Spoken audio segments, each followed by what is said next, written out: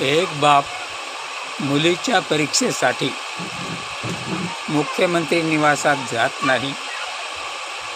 एक बाप मुलीच्या प्रेमाखातर 60 लाख रुपये उधळतो. एक बाप मुलीच्या प्रेमाखातर पालकमंत्र्याच्या बैठकीला दांडी मारतो आणि आजारपणाचं कारण देतो, पण मुंबईत फॅशन शोमध्ये मात्र सहभागी होतो. तर एक बाप आपल्या निर्घृण हत्येसाठी न्याय मिळवून देण्याच्या प्रक्रियेसाठी आणि न्याय मिळावा म्हणून आपल्या मुलींची भटकंती पाहतो. काय वाटत असेल संतोष अण्णा देशमुखांना? काय महानाट्य लावले या निष्ठुर राजकीय नेत्यांनी? विचार जर केला तर या सरकारला आपले राजकीय गुंड वाचवण्यासाठी इतक्या खालच्या पातळीवर जाऊन प्रयत्न करावे लागतात. तेव्हा लाज वाटत नसेल का या नराधमांना, या नालायक प्रवृत्तींना? सत्तेच्या हव्यासापोटी निष्पाप लोकांचे हालहाल करून ठेवलेत.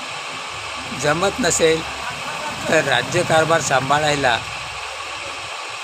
राजीनामा द्या आणि 1500 रुपयाच्या भाडेतत्वावर भाड्याने घेतलेली ही सत्ता सोडून घरी बसावं.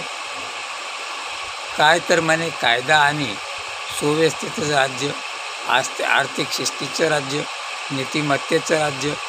कुठे यांची नीतिमत्ता? कुठल्या या नीतिमत्तेच्या गोष्टी करतात? तर हे नपुसक सरकार कधी सुधारणार? यांना कोणी निंदा, कोणी वंदा, पण सत्तेवर राहणे हाच यांचा धंदा. आपण बसूयात यांचा चाललेला तमाशा बघत. अन्यायाविरुद्ध आवाज उठवणारे यांच्या दृष्टीनं जरांगे पाटील असतील, अंजली दमानिया असतील, बजरंग सोनवणे असतील, सुरेश धस असतील, संदीप क्षीरसागर असतील, रिपाईचे दीपक केदार असतील, हे सर्व दोषी. का? तर हे अन्यायाच्या विरोधात आवाज उठवतात. तेव्हा अन्याय करणारे साधू आणि सर्वसामान्य जनतेला सांगतात गावेगावी आपलीच महती. वारे काय यांची राजनीती! मानावं भाऊ तुम्हाला. मित्र हो, पटलं तर जास्तीत जास्त शेअर करा आणि लाईक आणि कमेंट करायला मात्र विसरू नका.